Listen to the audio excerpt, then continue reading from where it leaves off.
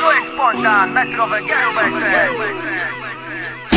Przed oczami kartka, chociaż nie mam dzisiaj farta, bo nie klei mi się gadka, ale mam nadzieję, że jednak to się uda, że to nie jest to buda, przecież dzieją się cuda, no nie mów mi, że nie. Zamiast mikrofonu, długopis dłoni, jedzę sobie w domu, czas mnie dziś nie goni. Nie myślę o nim, a o tym, że zrobię tak, napiszę, nagram taki plan, spontan mam, więc korzystam. Dowoli, szybko jak futbolista, nie powoli. Ej, nie ma, że boli, wszystko chodzi, nie stoi, nie brakuje tematów, nie ma tu politycznych troli. Tylko ja skupiony jak nich i żaden z nich mi teraz za duchem głupot nie pierdoli. Pomysłowista, niezapisana, bo to akcja spontaniczna, na pewno nie prosta i nie zamczysta. Jam optymista, to rzecz oczywista, że w to wejdę.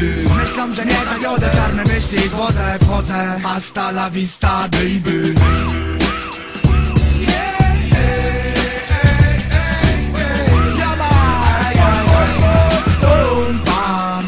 Bez żadnego szpunta, liczy się naturalny kontakt. Otoczenie mam, w tym pomaga mi mój kumpan, czyli spontan. Ja stąpam, może mi bez żadnego szpunta, liczy się naturalny kontakt. Otoczenie mam, w tym pomaga mi mój kumpan, czyli spontan.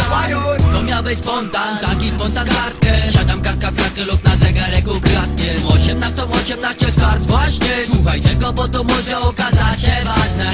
Tyle o ile opanuje wyobraźnię i magię, inwazję proroctw jak sami dwa stereotypy płacne. Wyraźnie tego pragnę. Czy tym tekstem, czy nieświadomi nie jesteśmy? Przyszłość powiem, tworząc skutki czynów przeszłych. Pretekstem to jest, aby wrzucić wsteczny kawałeczek, cofnąć, a gdy niebie będziemy bezpieczni. A co w bok, na ostro pod prąd. Znaczyłaby krótka powtórka dla nas pewnością, aby się nie potknąć, aby to było pomogło wyjść na prostą.